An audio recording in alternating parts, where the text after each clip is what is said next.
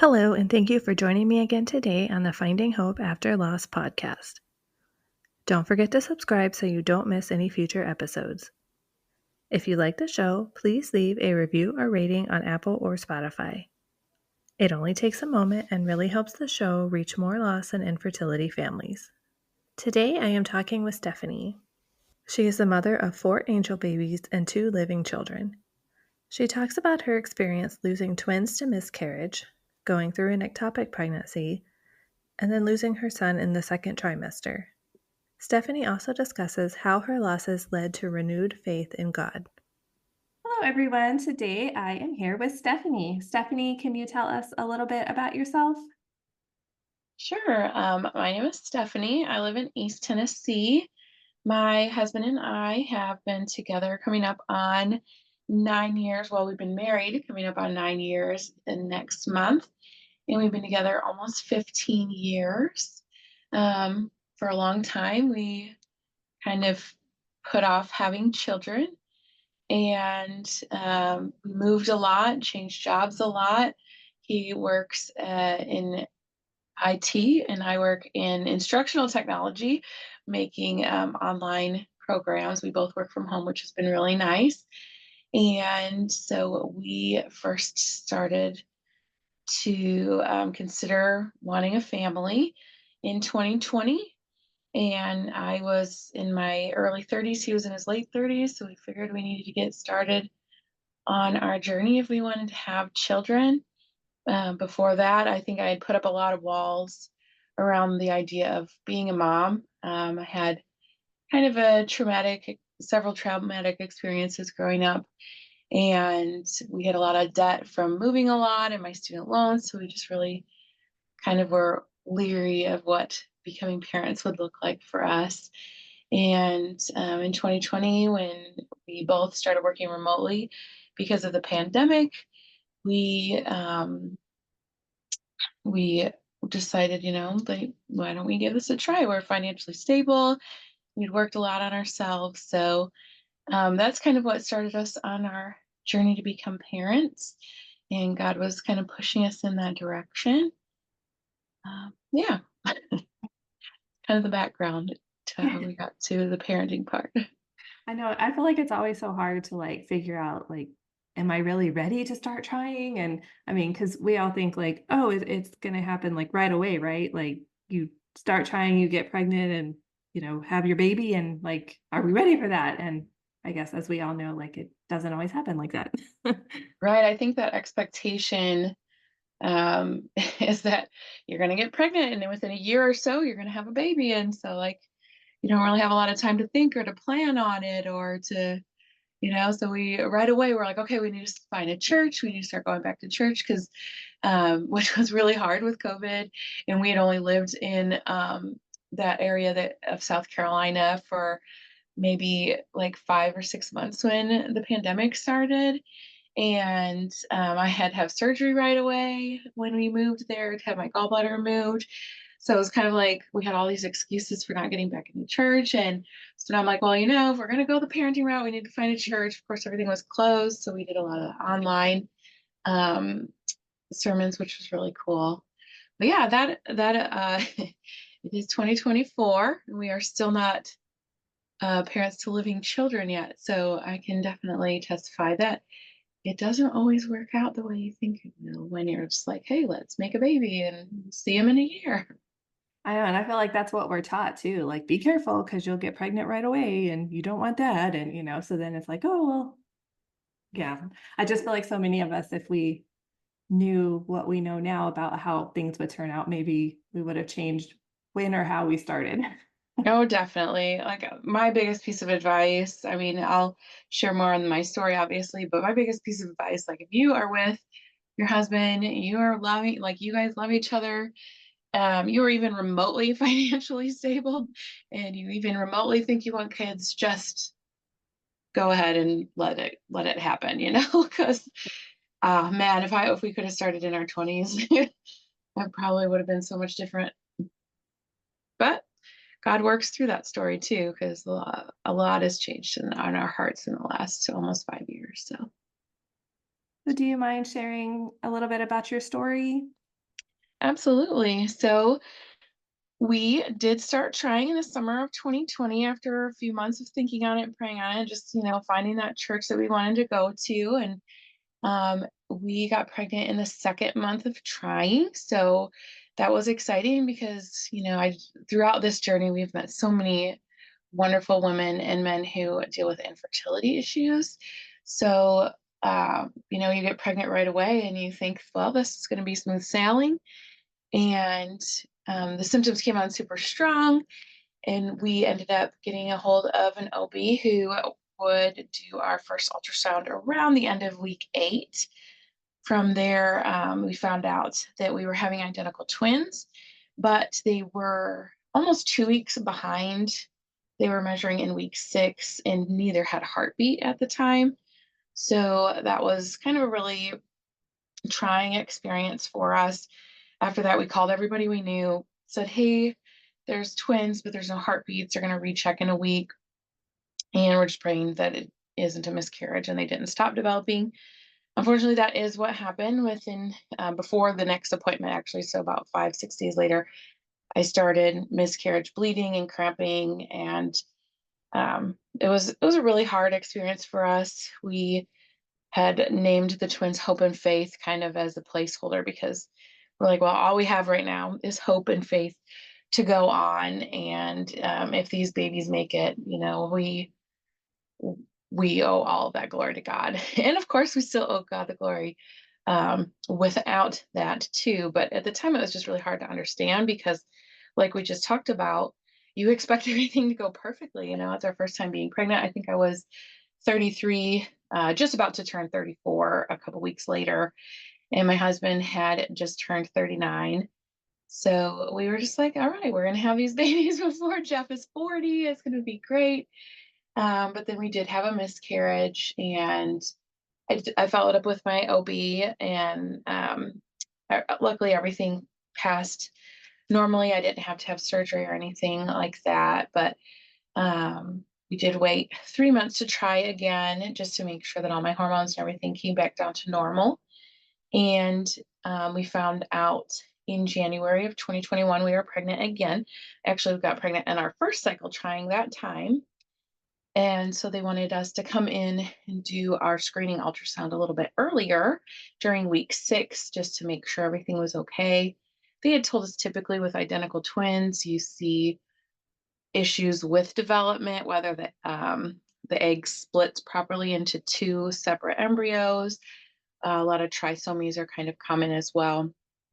So we went into our first ultrasound expectant. Like, most people don't have 2 issues back to back. So we've got our one problem pregnancy out of the way. And we were so excited because the ultrasound tech was like, hey, there's a heartbeat. And I literally started sobbing in joy that we had a baby with a heartbeat. And she's like, well, don't get too excited because I don't think the baby is in your uterus. And so she did a lot more in-depth types of ultrasound scans and found out the baby had implanted right outside of my uterus. It's called an interstitial ectopic pregnancy, which is one of the more rare kinds and also one of the most dangerous kinds. Um, so the OB was like, well, we're going to have to start you on methotrexate, which is a form of a chemotherapy drug to stop the development of the growing embryo. And that was definitely, along our journey, the hardest thing I think I've had to deal with, to have this loved baby that we really wanted and were anticipating, and now being told that as a pro-life Christian, I have to terminate my pregnancy to save my life. So we didn't want to do that very hastily.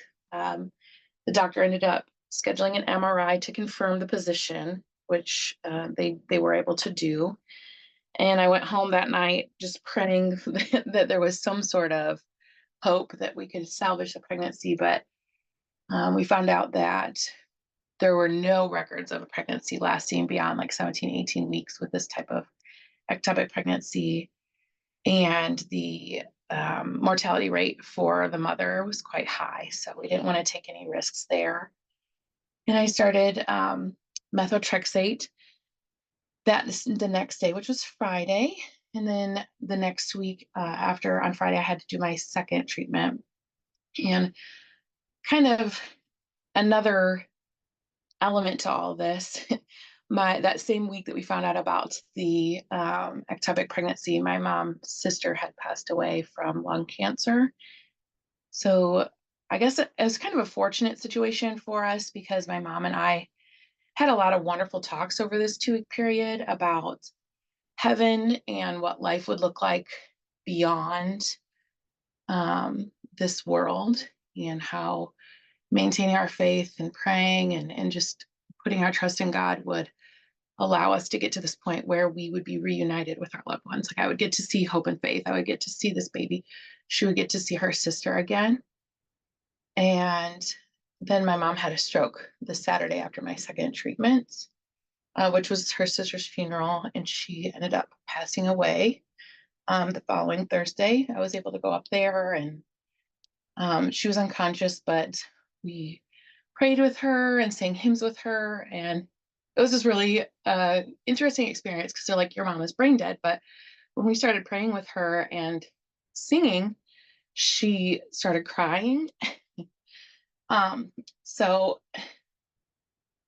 before my mom had her stroke and we were able to talk, we wanted to name this baby and do like a naming ceremony to commemorate its life.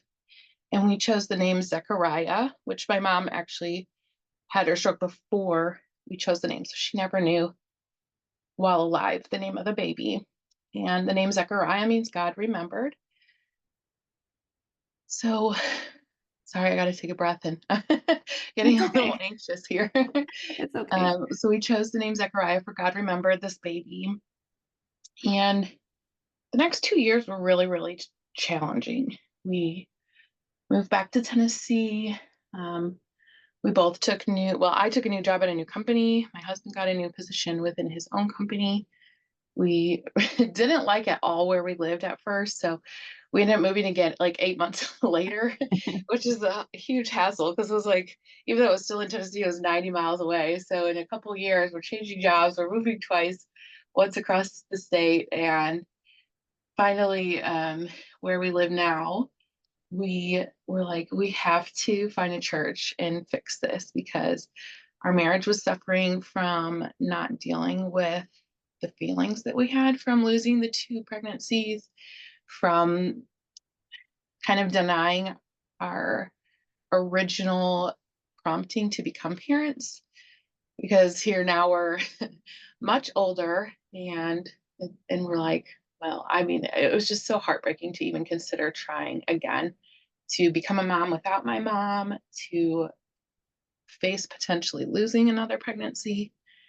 And so we wanted to go to church, which we did. We found a new church within a month of relocating. It was interesting. Our neighbor was like, hey, did y'all find a church yet?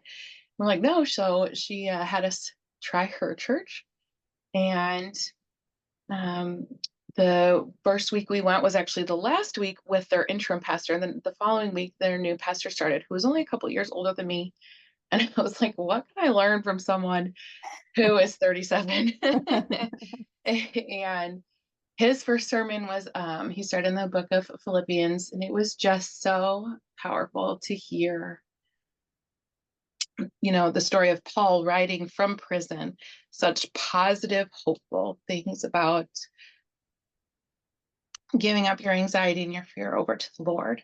And so we continued going to that church and just praying on it. We met with another couple who was in their 50s and started doing lunches with them. And they kind of took us under their wing and mentored us and helped us like get to the root of our grief and our anger. Because when I found out about the ectopic pregnancy, I was just so angry at God. Like, why would you put me in this position? And I had so many questions, and I was just really upset about it. And it really took a lot of work going back and understanding the truth about who God is and how He is always good, how He meets my genuine needs and forgives my sins and does good in my life, to realize this wasn't God's fault. We live in a flawed world and things go wrong sometimes. For us, twice in a row they went wrong, and then I lost my mom too. So One of the best pieces of advice I got was from my grandma, and she said, "You've got two mountains. You've lost your baby. You've lost your mom. It is physically impossible for one person to go up two mountains at one time." And I was like, that really makes a lot of sense because I'm one person. I can't be on two mountains at one time. So that helped me kind of just really break down my grief and start dealing with my mom and the loss of the baby separately. And then my real breakthrough came right before Christmas. The pastor started preaching out of Luke, and usually they start with the story of Mary finding out she's pregnant, but this was, he decided to start with God's promise to Zechariah that they would have a son. And I was like, oh, we named our second baby Zechariah. And I didn't even realize for 2 years that Zechariah was John the Baptist's dad. And I didn't know the story of how God promised them a baby, and that when Zechariah doubted him, God made Zechariah silent. And he said, you don't trust me, but I'm going to remember you. When John comes, you name him John, you'll get your voice back. And that's exactly what happened. And right there in church, I kind of broke down sobbing because the whole point, like the name Zechariah kind of came to us. We struggled trying to find a name for weeks and weeks and weeks. And then I realized like we chose that name kind of superficially thinking God's going to remember this baby. Well, of course, God's going to remember the baby. That baby, as soon as the life passed, was in heaven. And the first thing that baby got to see was Jesus, which is amazing in itself. And so in that moment, I realized God had remembered me through all of this when I wasn't putting my trust in him, when I was questioning him. He continued to remember me. And so we spent a lot of time over the winter trying to heal. And in the spring, it was just pressed upon our heart again to try for another baby. And so we did. And after a couple months, we found out we were pregnant in the summer of 2023. And that baby, everything went great at the first ultrasound. And it was such a huge relief because we hadn't had that before, to be able to go into an ultrasound and see a heartbeat and think that everything was okay. And they did ultrasounds every couple of weeks at a high risk obstetrician just to make sure everything was going well. And around week 10, we did a blood test gender reveal and found out it was going to be a baby boy. And I remember telling my husband, before we even found out the gender of the baby, we were like, hey, I said, if this is a boy, we need to name him Jonah. It came to me in a dream. His name needs to be Jonah. I don't know why. And we found out it was going to be a boy. And so we named him Jonah Daniel. And a couple weeks later, I started bleeding pretty heavily. And I continued to bleed for the next 4 weeks. I had no idea why. And then at 15 weeks and 6 days, I ended up going into full-on labor. My water broke, and I delivered him at 15 weeks and 6 days. So far too early for viability. And he was just so small, like he fit in my hand. And that was another challenge because now here, as we've talked about, you go into pregnancy thinking, hey, this is going to be easy.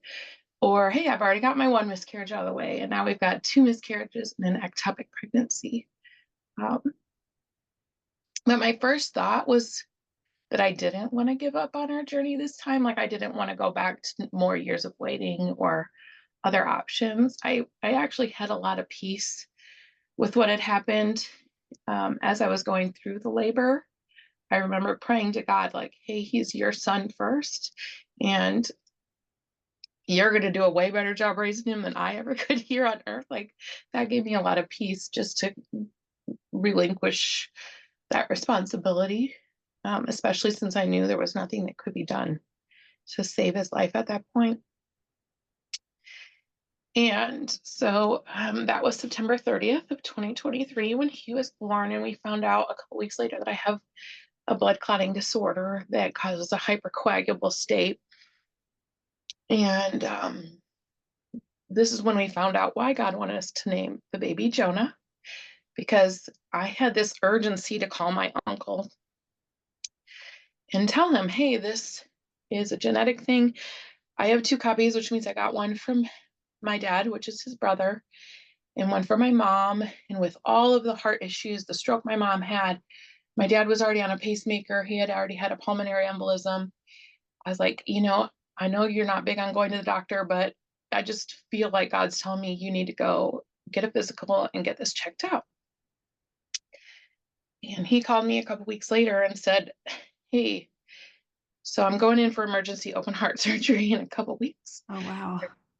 They need to do a double bypass and replace his aortic valve.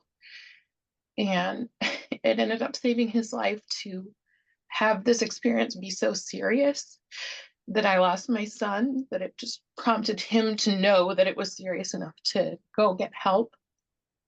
He hadn't been to the doctor for 10 years. Wow. That's Yeah, like Jonah was a warning in the Bible, and he ended up being a warning for my family as well. So it saved my uncle's life, and he got through surgery, and he is alive today. He's like just one of my favorite people. He's just him and his wife are wonderful Christians. I've always looked to them as like the example of how to live a Christian life since I was a little kid, because they're always in church, they're active, they do. He does a youth ministry with boys who are raised in homes without fathers. And so it's just a testament that God makes a way when he's not done with you. So um, that was right around Christmas time that he had his surgery, and we were able to go back to our home state in Illinois and visit with them and our family. And I found out I wasn't pregnant yet on Christmas. We had just tried in December for the first time since losing Jonah. And I was really upset that I'm going through Christmas without Jonah and without new life. But I continued to just pray for hope. And right around that time, I ended up having this dream that my husband and I had 6 babies. And it felt so real. Like, I'm definitely an active, vivid dreamer, but I can tell like a lot of this is fantasy, but this was a totally different kind of dream, the way it came to me in clarity. And there was like this big table, and there were 4 babies kind of just hanging out next to my mom. And they were all doing their thing, but my husband and I weren't interacting with those 4 babies or my mom. Instead, he and I were each holding a baby. And so I was really kind of confused, and I actually forgot the dream until later in the day. My husband said something and it triggered the dream memory. And I told him about it, and he was like, oh my gosh, are we going to have twins? Like, those are our 4 babies, Hope, Faith, Zechariah, and Jonah in heaven with your mom, which also, how cool is it to know my mom's in heaven? um, and then are like, we're going to have twins.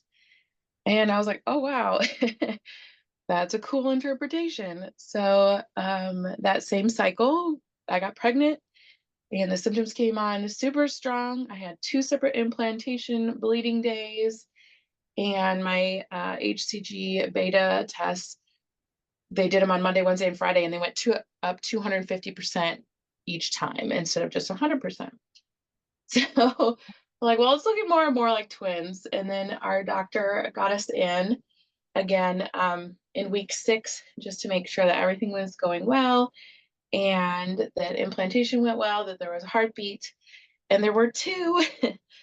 And the ultrasound tech, she was like, you don't seem very surprised that there's 2 babies in here. And I was like, so I know this is going to sound crazy, but God told me. And that was in January. And well, actually, I guess it would have been like the first week of February. So here now we are. Um, I have been on blood thinner shots that I have to give myself once a day since then. And Father's Day was actually my 150th shot. So 150 days since we found out that we are pregnant. 150 shots, and it was also our 3-month countdown for the due date of our twins. So they are still alive. They're doing excellent. I haven't had any real issues throughout this pregnancy. So I'm in week 25 now, and they will be due sometime before September 16th. That's the latest we can go. So yeah, that's caught us up till today. I'm sorry, that's such a long story. Well, I mean, you've had definitely a long journey and a lot that you've been through. Yeah, this week is the start of year 5 since we, I guess, found out we were pregnant the first time. Out of curiosity, do twins run in your family? They don't, and they don't they like on either side of the family, we don't see twins. And our first set was identical, and this is fraternal. It's a girl and a boy, and we have picked out the names Isaac David and Ava Jean. My husband and my husband's mom and my mom both have Jean as their middle name, so we really wanted to continue that on. And yeah, so they were both just totally random. I mean, I'm when it comes to fraternal twins, though, I am over 35, and I started out overweight. So those are two factors that contribute to dropping multiple eggs. And all 4 of my pregnancies have been on the right side. So I'm assuming I don't even ovulate on the left, which is probably why I have a couple times where it took us 1 or 2 months to get pregnant. So yeah, it's definitely been such a blessing to, when before we went into our very first ultrasound, we were like, oh my gosh, what if it's twins? Because I had this symptom so bad for pregnancy early on.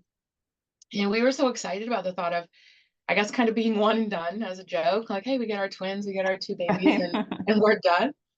And back then we thought it was funny. And now that I'm actually this far into a twin pregnancy, I'm like, this is really hard. Like, it is hard. Like, there is not any space left in my body for these babies to keep growing. And we still have 3 months left to go. So I don't know. Like I told you, I think back then we felt like we were supposed to be twin parents, and I guess we were right. I feel like that's something you hear a lot too, like, oh, twins, like, okay, you're done. You don't even have to, but people don't realize like twins is hard. Yeah, I mean, we have some friends who have twins. Actually, several sets of friends that have twins, and it's an experience the whole way through. All of their kids are like up to 5 now. I think is the oldest. They'll be 5 in August, and I mean, it's a lot to deal with two kids that are the same age all the time. Yeah, paying for college for 2. Yes. Oh my gosh. I'm like paying for college I'm going to be paying for my own college by the time these kids go to college. So Oh yeah, maybe, those fun maybe by student the time loans. they're old enough to go to college, we'll have an alternative. So, did you find that you received a lot of support while you were going through your losses? Yeah. So I think when it comes to receiving support, a lot of that is what you're receptive to, right? So we live in another state away from our family, which made it really challenging to go through a lot of this kind of feeling alone. And I will say that we kind of self isolated between the pandemic and all of the losses that we experienced. I kind of just shut down, and I allowed myself to just wallow in the negative, horrible feelings and believe the lies about, whether God is good or not, whether my body is possible, even capable of carrying a pregnancy to become a mother. And it put me in a really dark place for about 2 years. And after we started to heal and we got to a church, that's when we really saw a lot of support. When more and more people at our church knew our story, they would pray with us and they would help us kind of heal. And we became members of our church in March of 2023, before we got pregnant again with Jonah. So a lot of people already knew us. And I hadn't really like looked online for a lot of support groups at this time. I just I kind of felt in limbo because it had already been so many years had passed, and we still weren't really sure if we were going to even try again. I didn't think it was helpful to me. Um, and then when we got pregnant with Jonah, that was when we got a lot of support from our local neighbors and our church, and a lot of people praying for us all the time. And we started to make really good friends. And when we lost Jonah, even more people heard about our story at the church. And so that's where a lot of our support in person has come from through our church community. So I definitely can't recommend going to a church that you feel comfortable at and having like working on building relationships with people, because some of them have just become, I mean, as close as our family, because our family is 600, 700 miles away. And then after losing Jonah, I did go into a lot of the support groups. I knew that I needed help. I knew that I wasn't done trying to have children. And we were kind of confused about what that would look like, though. So I was in some adoption groups. I went into some groups for the blood clotting disorder I was diagnosed with, and some groups for being on blood thinners while pregnant. And then that's when I found your group. I also found Moms in the Making and the Pregnancy After Loss Doula. And those groups are where I really started to feel like I was at home, especially the Christian-based groups, or the groups that were more accepting, at least, of people who are Christian. And the support has been wonderful since I opened myself up to online support groups and just really actively trying to find women and couples who have been through similar stories as ours. I feel like sometimes it's so hard too to like know what online groups are even available.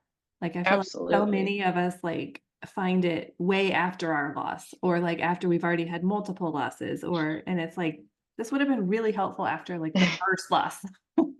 Yeah, absolutely. And in fact, like I guess I didn't even start looking for groups online until probably a month after losing Jonah. But when our church actually connects with this group called Gathering Hope, and they had literally this Saturday after I delivered Jonah, they had an in-person group here in my community, like a day of remembrance type thing, and a workshop for women who had lost. And I remember going to that. It was kind of, I was still in a haze because I was still like 1 week post delivery and surgery. I had to have a DNC to get Jonah's placenta out. And the women were so supportive. And it was interesting. What they did as a visual representation of each baby lost was they had us all light a candle to represent each of the children. And so I'm up there and I'm lighting my 4 candles and looking around, and it's easy, especially when you've had multiple losses, to feel like, oh my gosh, I've had so many and no one is going to understand me, and there's no way anybody else has lost 4 babies. There were women lighting like 6 or 7 or 8 candles, and it was a really humbling experience to know that I was again starting to allow these lies to creep into my mind about what pregnancy and infertility and loss looks like, because there are a lot of people who keep trying. And I just thought, like, obviously our journey isn't done. So, yeah. Yeah, I think you're right about that. Like we have this way that I don't know if it's just the way society teaches us or just like I don't know, but it seems like, people have one loss and then they go on to have their baby. Or like if you're struggling with infertility, like, oh, just go do IVF and then you can have a baby. But like we don't see all these people who are still trying or who have loss after loss or who IVF doesn't work for, like all these other situations. Yeah. I mean, my best friend, she had her first pregnancy shortly after we had lost the twins, and her son is 2 now. And I think everything went perfectly well for hers. I mean, she had a challenging delivery, but the pregnancy itself was fine. And Um, now she and her husband have been trying again for almost a year, and she was diagnosed with endometriosis and low egg count. And they're like, "Well, we don't even know if you're going to be able to have children." And she's like, "I don't understand. It's only been a couple years. I just had a baby. Nothing was wrong." Um, so, yeah. Yeah, it's just you just never know like what direction your journey's gonna take. Mhm. Well, and you know, with I mean, I feel like in general women's health is kind of lacking, but I feel like they don't regularly check for some of the things they probably should be checking for. Yeah, I will say that's one of the things that is a challenge to talk about too, because as a Christian, I want to try to focus on the positivity. But when you really start looking at the way women are treated, um, it is very challenging. So I've been doing a lot of studying up on trends, and especially in the United States, as far as pregnancy, prenatal education, pregnancy education. And Tennessee just recently became the first state to require prenatal education in public education. So that's one out of 50 states that's going to start teaching young people what happens to their body when they're pregnant and how to care for their body and how to care for this developing baby. And when you consider that most women don't even find out that they're pregnant until 6 or 7 weeks when the baby already has a heartbeat, and most women don't see an OB until 8 to 10 or even 12 weeks for that very first ultrasound to get consulting on nutrition and prenatal care. Well, now your first trimester is almost gone. And if you haven't been taking things like folic acid, you risk that your baby has neural tube defects and things like that. So um, I do think that the delay of not getting with prenatal specialists right away, as soon as someone finds out that they're pregnant, it can create so many more problems. And I'm finding out that this blood clotting disorder that I was diagnosed with is really quite common. And the older you get, the more it affects your ability to conceive. Essentially, blood clots form in the placenta. And I actually have a friend who lost her baby just 3 days before induction because they ended up with a blood clot going to the baby's heart. So it's like it's just a super easy test they could screen for to see whether someone has this hypercoagulable state. And with my family history and the fact that I had migraines most of my life, no one ever thought like, hey, maybe she has a blood clotting disorder that we don't regularly screen for. And And it's just a blood test, right? yeah, well, it's actually a genetic test, the one that I did, because typically they'll do blood tests at your screening, your first screening prenatal exam to see if you've got like the basic blood clotting factors. And I didn't. But then when they actually do the genetic screening, which I had to do with a hematologist, I was actually referred by my neurologist who was dealing with my migraine management at the time. And yeah, so I found out I have PAI, which is everyone has the PAI gene, but I have the 4G alleles, which are recessive and impact your body's ability to identify, break down, and prevent clotting. So, And you said you have a like that's in your family. yeah, it would have to be because basically you get one copy of each gene from, each parent. So both of my parents would have been carriers for that recessive gene. And that, even just one copy of that recessive allele is enough to cause problems. And there are a lot of people who have what's called 5G, 4G. 5G is that normal copy of the gene. And they continue to have blood clots. I had a blood clot in my 20s, and it just it never occurred to anyone that maybe we should be thinking about this because pregnancy in itself is a hypercoagulable state, meaning you're more likely to have thicker blood and blood clotting issues. Yeah, that's just crazy to me that with, you know, with you having the history that you do and the family history that no one even like asked about it or thought to test you until after you had already had all your losses. Right. And my sister had multiple miscarriages. She also lost a daughter at 10 days old due to a genetic condition, and my mom had a miscarriage in between us. Multiple people in my family, mostly on my mom's side, have all had miscarriages. So yeah, it's when you go into a new OB office and it's already you're 9 weeks into your pregnancy and they're not really, there's like, yeah, there's life, or no, there's not life. And I just feel like sometimes we're not listened to.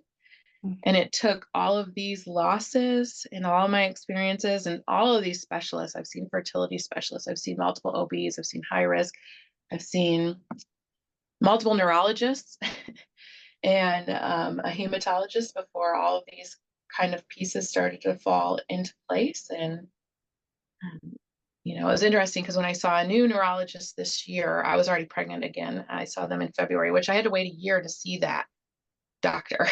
Wow. And yeah, so it's like I already wasn't pregnant, was pregnant, lost the pregnancy, I'm pregnant again with new babies. And he was really concerned because I started taking the blood thinner a couple weeks before my appointment, and I noticed my migraines went away. And I was off all my medications because almost none of them are safe to take while you're pregnant. And he's like, so I'm really concerned the fact that you are now not having migraines while you're on a blood thinner. And no one has ever thought about this before, especially with your family history. And then a couple months later, I went to my eye doctor for my annual exam, and he's like, hey, you have blockages in the arteries in your eyes. You need to go to a cardiologist. And I was like, cool. So now, once the babies come and I'm off of the blood thinners, I'll have to have basically a whole scope for my upper body to make sure I don't have like any blockages that could cause a stroke or an aneurysm. And then also my heart and everything to make sure my blood flow is going well. So I can't say that we would have figured any of this out without the experience that I had. I mean, it took all of these losses to make these doctors care about what is going on. And it also took all those losses to really change my heart and put all my faith in God. I know pregnancy after loss is so hard for so many people. And this is my third pregnancy after loss, but yet it's been my most calm, peaceful, and faithful pregnancy. I I I went through a phase in the first week when I found out I was pregnant before our ultrasound. Like, what is the point of making another life if it's just going to die and I'm just going to have to add another candle, And I felt super angry, but then I was like, that's not the truth. This is a new pregnancy. And at the time, I was like, new pregnancy, new baby, new experience, because I thought it was just one. And ever since then, it's just been such a wonderful experience. And I don't think that I would have been able to have that self-control and that development in my faith if it wouldn't have been for those moments where I recognized, like, I'm Zechariah. I lost faith. I didn't trust God. And even during all that time, he continued to remember me and to push me and to call me back. And he wastes nothing. I really don't think that God caused any of these losses. Like I said, I have a blood clotting disorder. We live in a world that has bad things happen. And sometimes we never know why. But God used those opportunities to bring us back to him and to bring us where we live now, which is wonderful. It's a beautiful community of Christians in our church that we absolutely love. So I'm very thankful uh, that there has been good throughout the hard. Well, is there anything else that you'd like to share or add? I don't I don't think so. I just think that, if you are waiting, if you've gone through loss, if you're still waiting, just remember that, you're not alone. There are so many wonderful communities available to us online and in person. And one of my favorite Bible verses that got me through all of this in the last year is Proverbs 3:6-7, which is trust in the Lord with all your heart and lean not on your own understanding. In all your ways, submit to him, and he will make your path straight. And it's really a loaded two verses there. Yeah. But it's brought me so much hope because it's so true.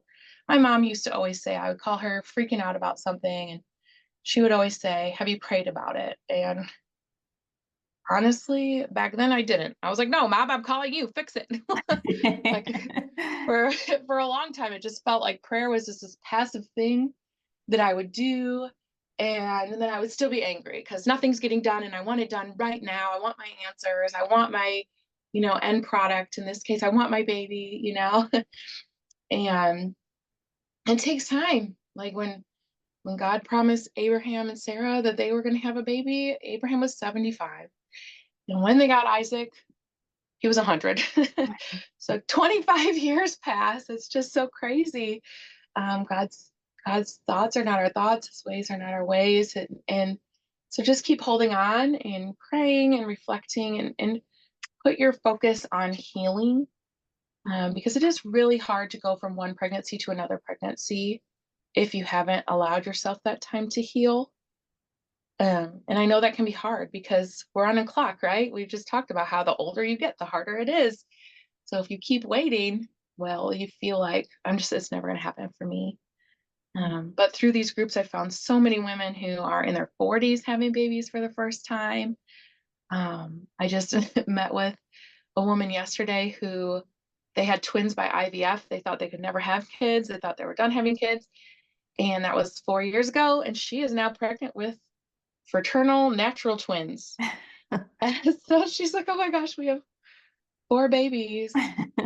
But no, yeah, I think it'll all work out according to God's will. And sometimes we need to realize we just need to be patient. And there's so many wonderful things that we can choose to focus on in the meantime, just retraining our brain to focus on the positive things,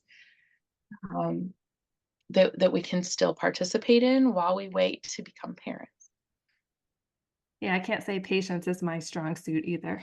I don't think it's anyone's. I mean, like, I don't know anyone who's patient without a lot of hard work.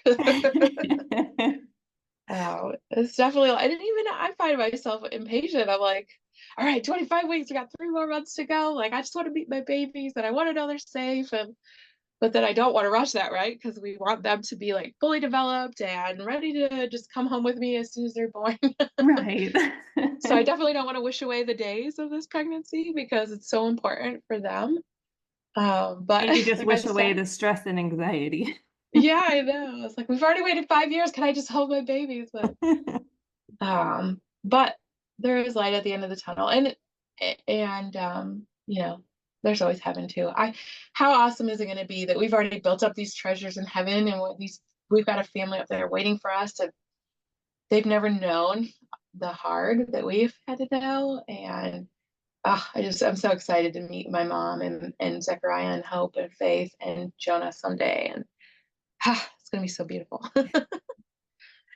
Well, I want to thank you so much for coming on today and sharing your story with us. Yes, thank you so much. I appreciate it. And thank you so much for your ministry. It's just been waiting for the rainbow skirt was it really gave me a lot of hope. I was so excited to make it too far enough along in my pregnancy to feel comfortable doing a maternity shoot and to have a baby bump that's recognizable besides from looking like I was just bloated. And the pictures turned out so beautiful, and yeah, it was just a wonderful experience. So I thank you for all that you do to give hope to people who are waiting. Thank you so much, Stephanie, for sharing your story with us. Stephanie had this update to add since the episode recorded. Ava Jean and Isaac David were born by emergency C-section under general anesthesia in June 2024 at 26 weeks and 1 day due to pre-prom, followed by preterm labor. Ava weighed just 1 pound and 13 ounces, and Isaac weighed 2 pounds. The long-term NICU experience over 40 miles from home has been quite the journey. There have been some scary days where the doctors told us they were stumped by what was wrong with our babies, days when we didn't know what we would be walking into. Then prayer warriors and God to the rescue. Miraculously, around week 8, they both recovered from whatever was preventing them from feeding and breathing well. They are now doing great and about to start bottle feeds at the end of 35 weeks gestational age. Ava is now 3 pounds 13 ounces, breathing all on her own, and Isaac is 4 pounds 7 ounces and on the lowest level of breathing support. If all goes well, both Ava and Isaac should be coming home before their due date of September 30th. Jonah's first heavenly birthday. God is so, so good. Don't forget to subscribe so you don't miss any future episodes. If you like the show, please leave a review or rating on Apple or Spotify. It only takes a moment and really helps the show reach more loss and infertility families. Thank you so much for tuning in, and remember, we are all in this together.